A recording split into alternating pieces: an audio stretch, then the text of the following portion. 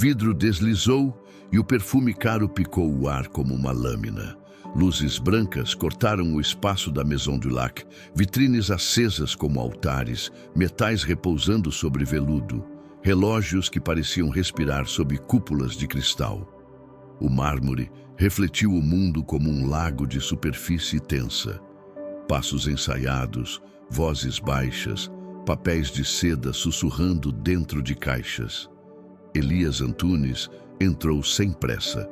Botas gastas de couro alinhadas com cuidado, camisa simples bem passada, a velha pasta marrom, encostada ao peito, como se guardasse ali o coração. O ar-condicionado desceu sobre a pele com uma frieza que lembrava escárnio. Um vendedor ergueu os olhos, sorriu com dentes polidos e olhos ausentes, mediu a costura da barra de calça, avaliou a textura do tecido, calculou o valor do homem pelo brilho do sapato. A recepcionista encarou por um segundo a marca do tempo no colarinho e ajustou o tom do bom dia para o nível mínimo aceitável. Do pilar à direita, Renato Menezes, segurança de ombros. Largos, observou sem se mover. Atenção treinada para o gesto errado, não para o gesto digno. Do fundo, Cláudia Vasconcelos avançou com salto fino, blazer apertado, perfume citrus e o olhar lixado por anos de seleção silenciosa. Cada detalhe do corpo de Elias foi arquivado em frações de segundo, como um scanner à procura de indícios de inconveniência. O relógio suíço na vitrine central piscou um reflexo curto no olho dele. Um brilho que atravessou memórias de sol em laje, cimento no antebraço, cheiro de cal no fim de tarde. A mão calejada tocou o balcão envernizado com uma delicadeza aprendida em paredes prestes a trincar. A voz saiu firme, grave, sem exagero. Pediu para ver o relógio. A palavra relógio carregou o peso de anos que não voltam e da paciência que não se vende. O vendedor encolheu um sorriso e deslizou um catálogo pela superfície, como quem oferece distância. Cláudia aproximou, inclinou o rosto, alinhou o tom. Protocolos da casa, procedimentos internos. A frase soou macia e fria. Elias manteve os olhos no mostrador que pulsava sob o vidro. Sentiu no peito uma maré que desejava crescer. Conteve no olhar a água que não cairia. O silêncio dentro dele empurrou as paredes para trás e manteve a maré no lugar. A loja respirou com condescendência e o ar ficou mais pesado que pedra. Um casal parou diante das bolsas e fingiu não ouvir, mas os olhos traíram curiosidade. O som da cidade morreu do lado de fora, como se a avenida tivesse segurado a própria respiração. Um receio invisível percorreu o salão e o clima de porcelana ganhou a aspereza do julgamento. Cláudia moveu 2 dedos no ar, um gesto mínimo, quase elegante, quase imperceptível, e acionou uma coreografia que a Maison conhecia de cor. Renato endireitou a coluna, 2 passos medidos, presença que fecha portas sem tocá-las. O vendedor, treinado para sorrir e negar ao mesmo tempo, buscou a chave imaginária que não abria vidro algum. Elias manteve o corpo inteiro no eixo, postura de quem aprendeu a ficar de pé enquanto o mundo balançava, a pasta marrom aquecendo o antebraço, o couro gasto lembrando um caminho longo. Nenhuma palavra sobrando, nenhum pedido de permissão, apenas a respiração contida de um homem que compreende quando uma sala decide que ele não pertence ao próprio passo. As luzes refletiram o rosto de Cláudia, multiplicado em pequenos brilhos. O mármore devolveu a imagem de Elias, distorcida por uma linha de luz, como se o chão tentasse transformá-lo em sombra. A tensão reteve o calor do corpo e deixou frio o resto. A mão do segurança não encostou, mas a ordem encostou. O relógio, por trás do vidro, continuou pulsando com a mesma indiferença majestosa. Elias manteve o olhar no mostrador, prendeu a maré dentro do peito, segurou o sal das lágrimas no canto do olho e deixou que a dignidade respirasse por ele. A manhã seguiu clara além da fachada. Ali dentro começou a noite. Se essa cena já queimou algo dentro de você, se em algum momento da vida também lhe mediram pela roupa e não pela história, então permaneça aqui.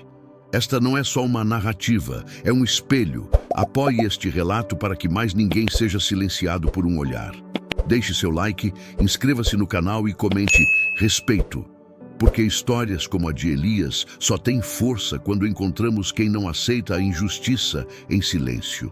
Agora continue, porque o que aconteceu depois não estava na vitrine. A Maison du Lac não era apenas uma loja, era um tribunal invisível, onde cada olhar julgava silenciosamente quem tinha ou não o direito de existir naquele espaço.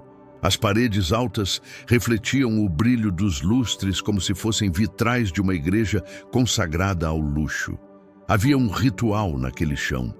As vendedoras sorriam com os lábios, nunca com os olhos.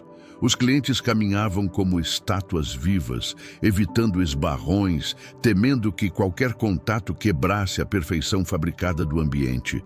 O som predominante era o das embalagens de seda, ruído quase sagrado, como um bispo folheando escrituras de consumo. O perfume francês impregnava tudo, misturando notas de âmbar e laranja amarga, o suficiente para lembrar a quem entrasse que ali dentro até o ar era mais caro.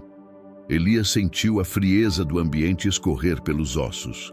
Cada passo dele ecoava diferente, como se o mármore resistisse a aceitar a pisada de um homem vindo de calçadas de barro.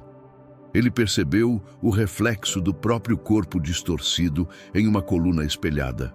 Camisa limpa, mas simples. Mangas que já viram muitos. Amanheceres. Botas que carregaram chumbo e tijolos. Não havia sujeira nele, apenas hábito. Mas naquela catedral de objetos, hábito era pecado. Cláudia Vasconcelos surgiu entre as vitrines como uma guardiã do templo. O batom cintilava de forma precisa. O cabelo liso emoldurado sem um fio fora do lugar. Trazia nos olhos uma sentença. Há lugares onde a simplicidade não é bem-vinda. Aproximou-se com um sorriso educado, desses que escorrem veneno em seda.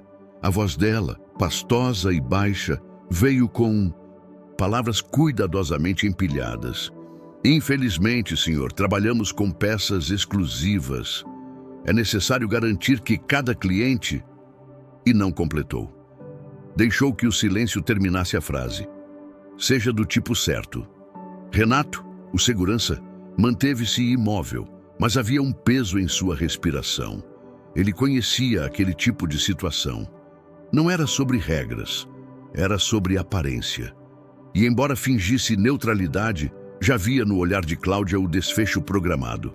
Afastamento, porta, esquecimento. O vendedor mais jovem ajeitou os punhos da camisa, preparando-se para negar com delicadeza. Um casal de clientes observava à distância, não com compaixão, mas com uma curiosidade quase cruel, como quem assiste a um acidente à espera do impacto. O ambiente se tornou ainda mais frio. A música ambiente, suave e francesa, se transformava numa afronta. Elias permaneceu em silêncio, mas dentro dele algo escureceu, como se uma vela tivesse sido apagada por uma rajada de desprezo. O relógio suíço, mesmo que ele havia pedido para ver, reluzia dentro da redoma de vidro, indiferente, majestoso, protegido. Não era mais um objeto. Era um símbolo. O símbolo de tudo que ele ouviu a vida inteira. Isso não é para você. Elias manteve a postura. Seus dedos, calmos, descansavam sobre a pasta marrom, guardiã de um segredo que ninguém ali imaginava. Diante do julgamento, não houve raiva, não houve grito. Houve apenas dignidade contida, a forma mais poderosa de resistência. A loja inteira acreditava estar prestes a expulsar um incômodo. Mal sabiam que naquele exato instante estavam escrevendo a própria vergonha. Elias não recuou, não avançou, apenas permaneceu. E na permanência havia algo mais eloquente que 1000 palavras. Não estou aqui para mendigar. Estou aqui para ver se vocês sabem quem são.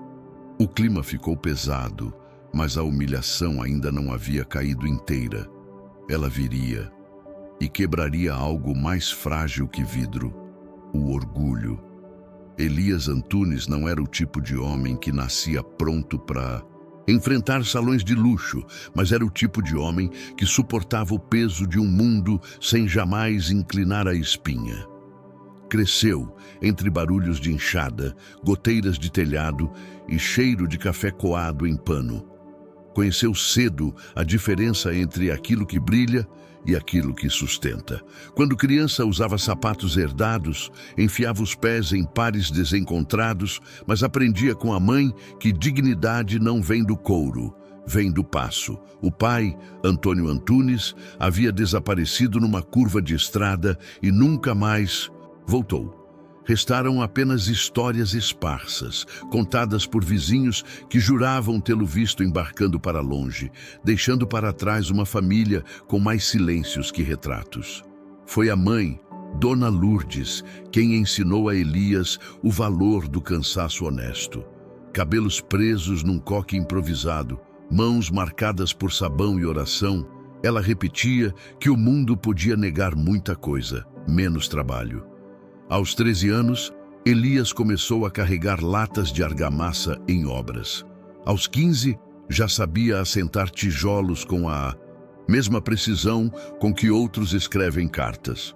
No fim dos expedientes, limpava os olhos com a manga da camisa, não para esconder lágrimas, mas para tirar a poeira do futuro. Em silêncio, estudava números, guardava moedas em latas de biscoito.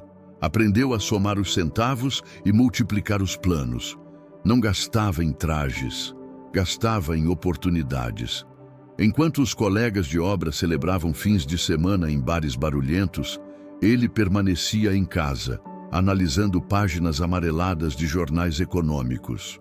Ninguém imaginava que aquele homem de fala mansa lia o que muitos doutores ignoravam: oscilações, crises, quedas. Ele acreditava que um dia o que construía com as mãos sustentaria um império nascido das próprias decisões. Mas ser invisível tem consequências.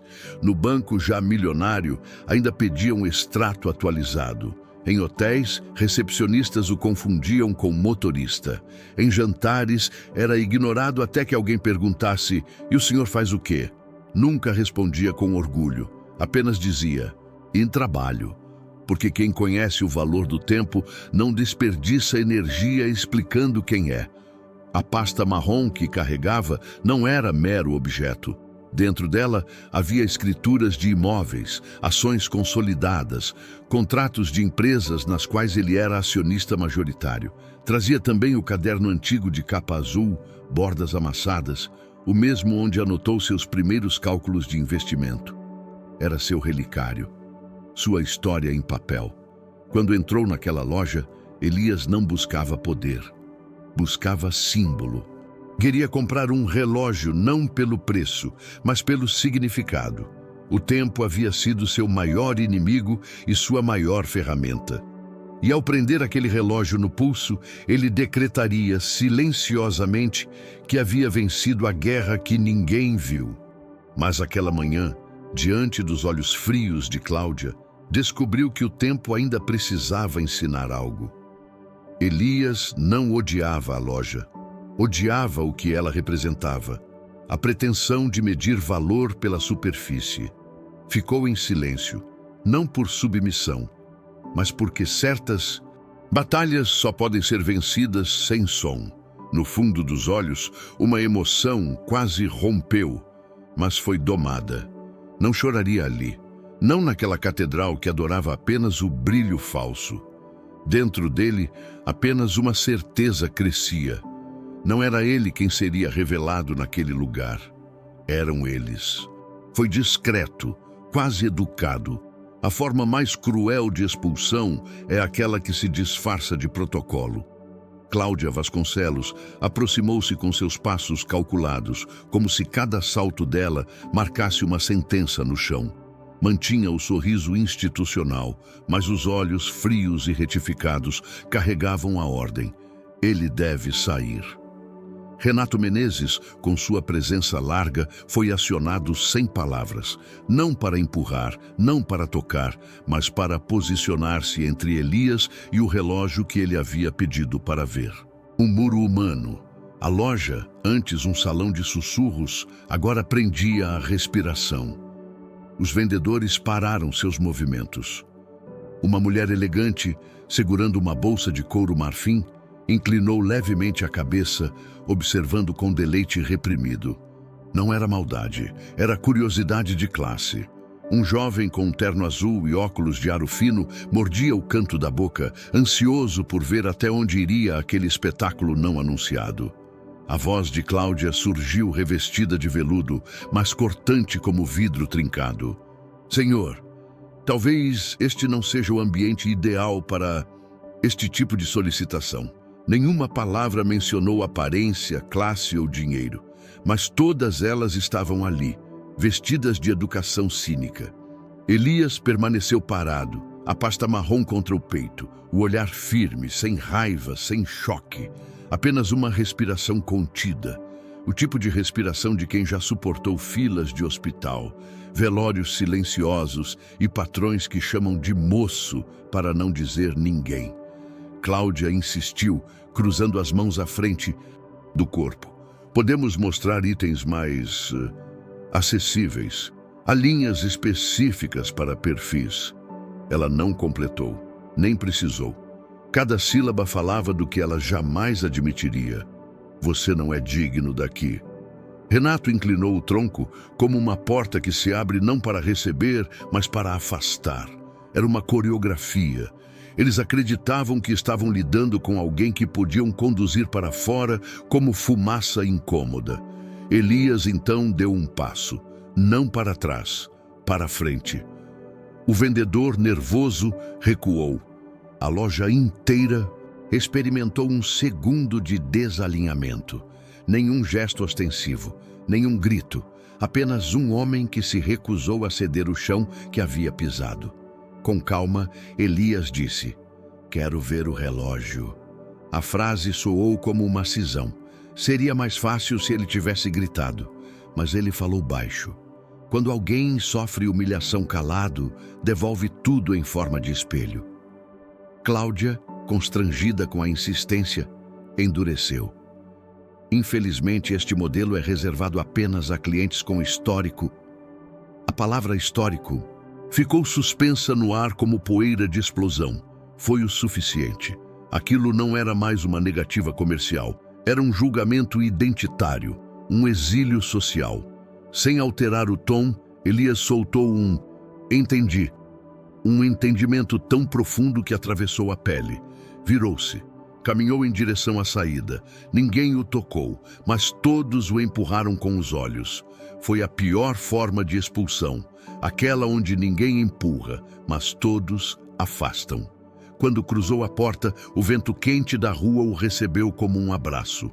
O barulho da cidade o devolveu ao mundo real.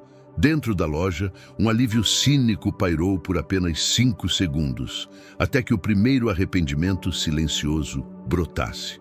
Mas era tarde. Eles já haviam cometido o erro que não tem volta. Julgaram o homem errado. O coração de Elias bateu forte. O peito ardeu. Os olhos, por um instante, ameaçaram umidade, mas ele conteve. Lágrimas são preciosas demais para serem gastas diante de quem não sabe reconhecê-las. O mundo não viu o juramento de Elias Antunes. Nenhum homem pode testemunhar um voto silencioso feito dentro do próprio peito, em noites em que a dor mastiga devagar. Ele fez esse juramento quando ainda tinha os cotovelos ralados dos andaimes e a alma enfaixada por silenciosas humilhações. Naquele tempo, o menino já não chorava. Tinha aprendido que o mundo não enxuga lágrimas de quem não brilha. Aos 17 anos, sujo de cimento e sol, entrou pela primeira vez em um banco para depositar o dinheiro da semana. O segurança o interceptou antes. Na porta giratória, pediu comprovante, pediu motivo, pediu mais do que deveria. Elias mostrou apenas a marmita de alumínio e as mãos endurecidas. A porta se abriu, mas algo fechou dentro dele. Não raiva, mas um cansaço ancestral.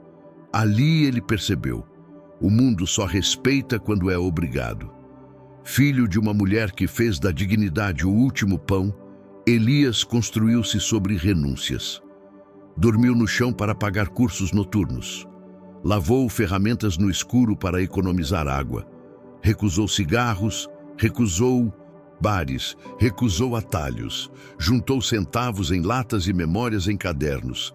Cada cifra guardada era tijolo de um castelo que ninguém veria. Ele não sonhava com palácios.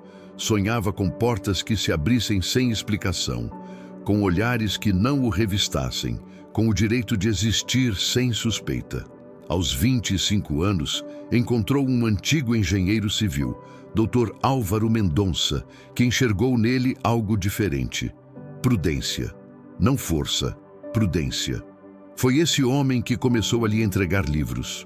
Economia, mercado, riscos.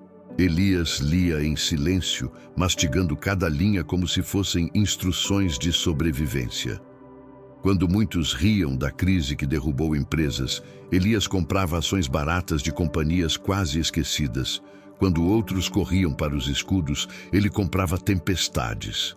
A primeira vitória veio devagar, a segunda em dobro, a terceira em silêncio, e nunca mudou o passo. Continuou de botas, continuou pegando o ônibus, continuou comendo no mesmo prato de estanho amassado. Um motivo simples: ele nunca investiu para mostrar, apenas para proteger. A mãe morreu sem saber dos números, mas levou no olhar a certeza de que o filho havia se tornado indestrutível. Ela não viu o patrimônio, mas viu o homem. Para Elias, isso bastava. Mas há coisas que nem o tempo apaga: o olhar que mede, o sorriso que desdenha, a porta que não abre. E naquele dia, dentro da Maison du Lac, a voz polida de Cláudia reativou todos os portões de ferro de sua juventude. Não por orgulho ferido, mas por uma constatação. Existiam pessoas que jamais saberiam distinguir um homem de um manequim. Ele sentiu o coração arder. Não era ódio, era memória. Na saída da loja, Elias parou um instante na calçada. Não olhou para trás, porque não se olha para quem já se afogou no próprio reflexo. Respirou fundo e a pasta marrom pesou no braço como um martelo de sentença. Ali, entre buzinas e vento quente, tomou a decisão inevitável. Não era tempo de vingança, era tempo de prova. Ele não corrigiria aquela loja com gritos. Corrigiria com verdade. Mostraria que o erro cometido não foi comercial, foi humano. E o mundo ouviria, mesmo que ele não dissesse uma palavra. O sol queimava a calçada, mas Elias caminhava como quem atravessa um corredor de neve. A expulsão da loja não lhe causara vergonha, apenas reorganizara as peças de um jogo antigo. No peito, algo crescia em silêncio. Não ódio, não orgulho, mas um senso grave de justiça contida, aquela que não busca plateia, apenas reparação. A pasta marrom aquecia seu antebraço com um peso diferente agora, como se as páginas lá dentro respirassem à espera de serem tocadas pela luz.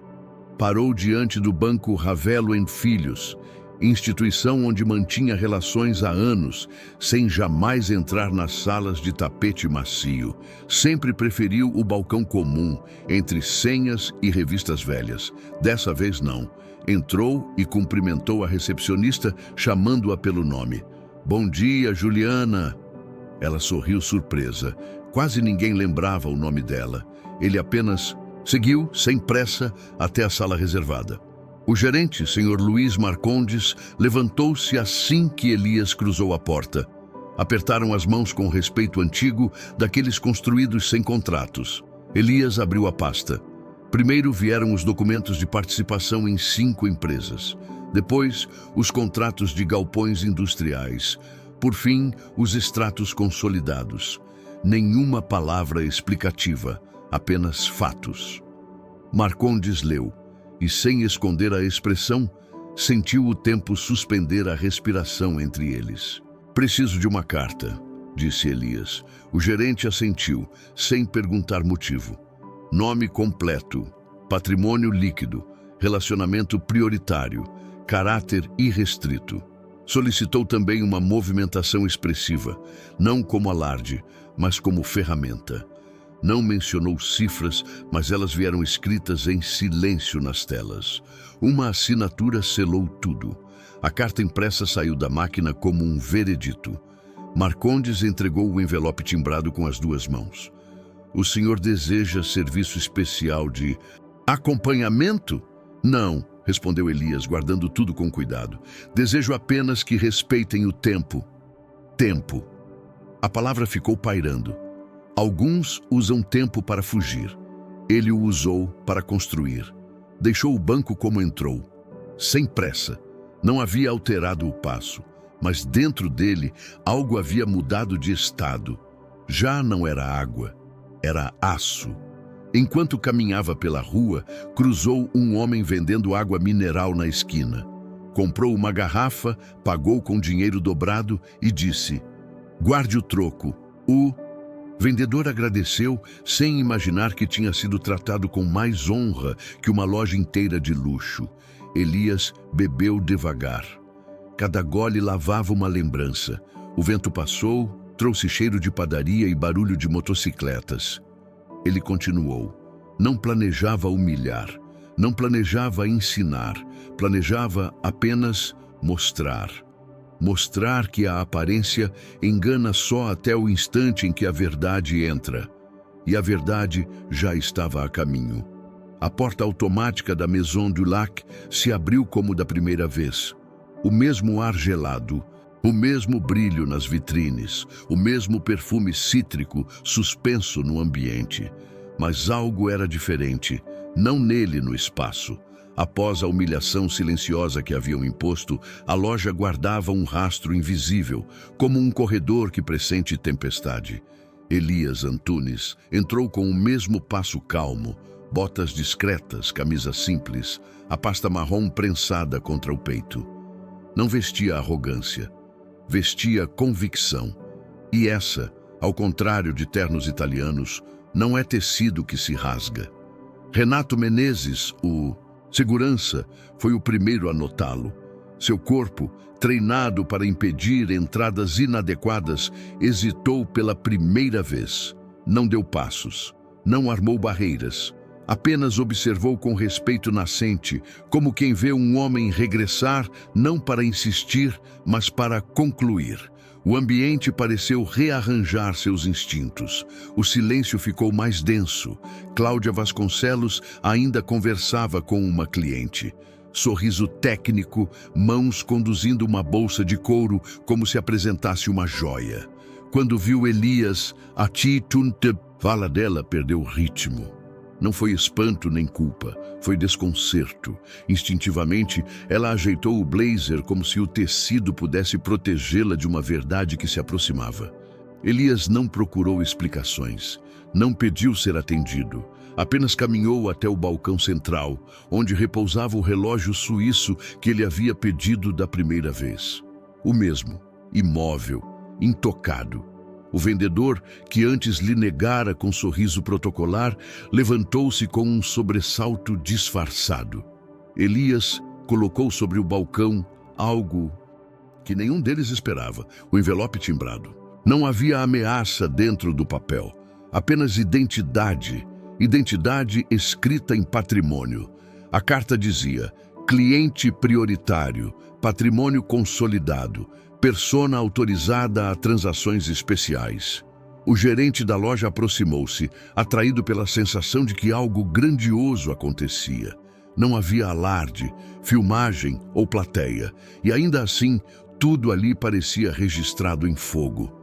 Cláudia, agora diante dele, tentou recuperar o controle. Senhor, permita-nos oferecer um atendimento correto desta vez. Mas Elias não buscava remendo. Não queria correção. A ofensa não foi o atendimento. A ofensa foi o julgamento. Ele olhou para o relógio e não para ela. Quero esse e o outro, modelo automático. O vendedor, agora pálido, abriu a redoma com mãos trêmulas. O tic-tac do relógio foi a única voz no ambiente. Um som pequeno, mas que naquele instante soou como sentença. Enquanto embalavam os itens, Cláudia tentou sorrir. Mas era tarde. Já não havia sorriso possível que cobrisse o erro que todos ali testemunharam. Elias então fez algo maior do que qualquer revanche. Permaneceu silencioso. Não exigiu desculpas. Não acusou. Porque quando o silêncio é verdadeiro, ele se torna mais alto do que qualquer acusação. Ao receber as caixas, guardou o recibo com precisão e caminhou rumo à saída. Nenhuma palavra furiosa, nenhuma vingança teatral, apenas uma verdade irrevogável. Eles jamais esqueceriam o homem que expulsaram. E tudo isso aconteceu sem um único grito. O som do papel timbrado ainda ecoava no silêncio da loja, mesmo depois que Elias guardou os recibos na pasta marrom. A Maison du Lac, templo de aparências, agora tremia em seus alicerces invisíveis. Não era um escândalo. Era algo pior para eles. Era testemunho, porque não havia gritos, não havia exposição, havia apenas verdade revelada à luz branca do mármore. E a verdade, dita sem palavras, pesa mais que qualquer acusação. Enquanto Elias se dirigia à saída, um casal que examinava bolsas exclusivas desviou o olhar, impelido por uma curiosidade repentina. A mulher, de colar de pérolas, recuou meio passo ao ver o vendedor correr para empacotar os relógios com um zelo que antes não oferecera. O homem ao lado dela franziu o senho, como quem percebe tarde que presencia algo que deveria entender, mas não entende. Renato Menezes, o segurança, inclinou ligeiramente a cabeça, quase imperceptível, num gesto de respeito. Ele, que antes o vigiava, agora o escoltava com os olhos. Não por ordem, mas por reconhecimento. Percebia que havia ali um tipo raro de grandeza. A grandeza que não precisa provar que venceu, apenas demonstra que não pode mais ser negada. Cláudia manteve-se imóvel por trás do balcão. A postura continuava elegante, mas os ombros haviam cedido. Ela sabia. O erro já não podia ser recolhido. Um pedido de desculpa naquele momento não redimiria a loja. Ao contrário, trairia o código que ela jurava servir, o código das aparências. Preferiu silenciar. Um silêncio nascido não da autoridade, mas do desconforto. Elias não acelerou o passo. Passou entre as vitrines como alguém que não mais entra, atravessa. Um cliente mais jovem, assistindo à cena, murmurou algo ao acompanhante. Quem é ele? A pergunta não recebeu resposta. Porque não havia rótulo pronto para Elias. Ele não era exibicionista, não era magnata interno, não era colecionador de grifes. Era apenas um homem que, ao ser subestimado, revelou um tipo de poder que nenhum traje imita. Poder fundamentado em realidade. Quando as portas de vidro se abriram, um último detalhe selou a cena. Um atendente novato, talvez o único ainda íntegro, sussurrou: "Volte sempre, senhor." E Elias assentiu com a cabeça. Não como cliente, mas como alguém que deixa uma lição e segue. Na calçada, o dia vibrava em buzinas e passos apressados. Ele caminhou com sacolas discretas, sem vitrines para exaltá-lo, sem placas para anunciá-lo. Um jornalista o veria e diria que parecia um trabalhador comum saindo de um almoço. Um poeta o veria e diria que ele carregava um oceano quieto. Dentro da loja, as conversas ressurgiram lentamente, palavras partidas, desconforto repartido. Nenhum deles imaginava que, dali a algumas horas, aquela história escaparia pelas frestas da cidade. Não em manchetes, em sussurros, em exemplos, em lembranças. Elias continuou andando.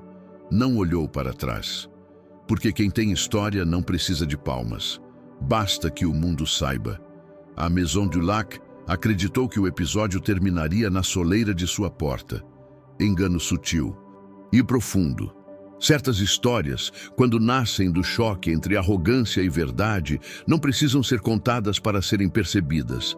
Elas escorrem, elas atravessam, elas se infiltram no comentário dos que assistem, no silêncio dos que entendem, no incômodo dos que fingem que nada viram. Naquela tarde, no refeitório dos funcionários, o assunto reapareceu em sussurros. Vendedores discutiam entre si, tentando reorganizar mentalmente aquilo que presenciaram. Um deles, o mais novo, disse em voz baixa: não era só dinheiro, era outra coisa maior. Cláudia ouviu e fingiu não ouvir. Preferiu refugiar-se atrás da tela do computador, redigindo um relatório de incidentes. Palavras frias, suspeita, comportamento fora do perfil, medidas preventivas. No texto, apagou sua hesitação, sua recusa, sua derrota. Não havia espaço para arrependimento. Havia espaço apenas para controle. Mas do lado de fora, a história começava a ganhar forma orgânica. Um cliente habitual, advogado de renome, comentou o ocorrido durante um jantar. Falou de um homem simples que humilhou uma loja sem dizer uma palavra. Outro cliente, um empresário discreto, replicou o relato num clube social. Em poucas horas, a história passou a circular como fábula moderna. O milionário silencioso. Não havia nomes, não havia registros, mas havia descrição.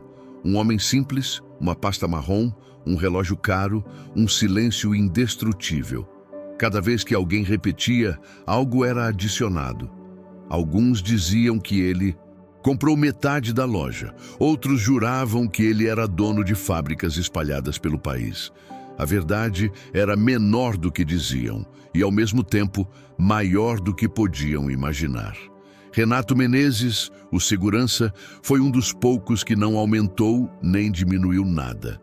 2 noites depois, sentado na coxilha de um ônibus quase vazio, contou a um colega. Não foi o que ele comprou, foi como ele ficou em pé. Seu colega riu sem entender. Mas Renato não ria, porque quando alguém aprende a respeitar a postura de um homem, já não volta ao olhar antigo. Em um bairro popular, Giovana Terra, jornalista de um pequeno portal independente, recebeu um vídeo curto. Imagem tremida. Elias de costas entrando na loja, depois saindo com sacolas. A legenda: julgaram errado. Ela não publicou de imediato. Primeiro escreveu um texto cirúrgico, sem sensacionalismo. Hoje, um homem entrou numa loja e saiu sem dizer o que trazia no peito, mas deixou para trás uma pergunta que ninguém ousará apagar. Desde quando a aparência virou prova de valor? O texto foi compartilhado, não viralizou em massa, mas cresceu entre os que sentem na pele. Motoristas, balconistas, professores, diaristas, todos aqueles que já foram medidos por sapatos, sotaques ou silêncios. A história não virou espetáculo, virou espelho. Na mesma noite, Elias jantou arroz, carne e silêncio. Não viu texto, não leu comentários. Quem vive verdade não precisa assistir à repercussão dela. Ele apenas limpou os talheres, guardou a pasta marrom e observou o relógio no pulso. Não sorriu. Mas algo dentro dele assentou, como um bloco encaixado na parede certa. Porque naquele dia, sem querer, ele havia lembrado ao mundo uma lição que o mundo insiste em esquecer. Existem homens que não gritam.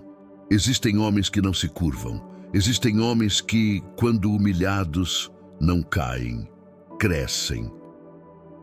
Na manhã seguinte, Elias Antunes acordou antes do sol, como fazia desde os tempos em que precisava atravessar bairros inteiros antes da sirene do canteiro tocar. A cidade ainda dormia, mas dentro dele não havia inquietação. Havia um silêncio definitivo, firme, daqueles que não precisam vencer, apenas permanecer. Vestiu a mesma camisa de ontem, pegou a pasta marrom, agora mais leve, e preparou o café em coador de pano. O relógio novo, preso ao pulso, não brilhava com ostentação. Brilhava com história. Cada segundo marcado ali já tinha sido pago com suor, calo e solidão. Enquanto o café pingava na caneca, Elias pensou na loja. Não com rancor, com constatação. A Maison du Lac, templária do luxo superficial, havia fracassado no teste mais antigo da humanidade: reconhecer um homem, não sua roupa, não seu dinheiro. Um homem. Não era sobre relógios, era sobre olhos que medem, dedos que afastam, bocas que julgam. Eles o expulsaram não por engano, mas por convicção. E descobriram tarde que convicções podem ser desmontadas por fatos. Ele não retornaria à loja novamente. Não haveria revanche contínua. A justiça já havia sido cumprida, não em valor financeiro, mas em valor moral. Cláudia Vasconcelos jamais esqueceria o dia em que viu a própria soberba espelhada na postura de um homem que ela desprezou. Renato jamais esqueceria a maneira como Elias atravessou a porta, sem levantar o queixo, sem abaixá-lo, apenas alinhado com o próprio eixo, porque dignidade é isso, manter-se inteiro quando querem reduzir você. No banco, seu nome agora recebia timbres. Nos corredores, ainda o veriam como homem simples. E ele deixaria assim. Nunca buscou reconhecimento. Porque quem conhece o valor do silêncio não precisa de aplausos. Mais tarde, ao caminhar pela rua, passou por trabalhadores de boné, moças de uniforme, entregadores, balconistas. Reconheceu em cada rosto uma batalha, em cada passo uma história contida. Eles não saberiam quem ele é, mas ele saberia quem eles são. E isso, no fim, valia mais do que qualquer relógio. Parou numa banca de jornal. Na página interna, uma nota curta. Homem é julgado por aparência em loja de luxo, mas surpreende com fortuna silenciosa. Nada de nome, só eco. Ele dobrou o jornal e levou consigo. Não como troféu, como testemunho de que a humanidade, por vezes, ainda enxerga. Na calçada, um menino o cumprimentou com um "Bom dia, tio". Elias respondeu com um leve aceno, porque é nos acenos silenciosos que grandes histórias terminam, ou começam. Enquanto caminhava, o relógio bateu 12:00. Cada segundo que passava não era lembrança do passado, era anúncio do futuro. Um futuro onde ele continuaria vivendo como sempre viveu, inteiro, invisível, impossível de ser negado, porque aquele não foi o dia em que um homem entrou numa loja, foi o dia em que a dignidade cruzou uma porta e ninguém conseguiu fechá-la.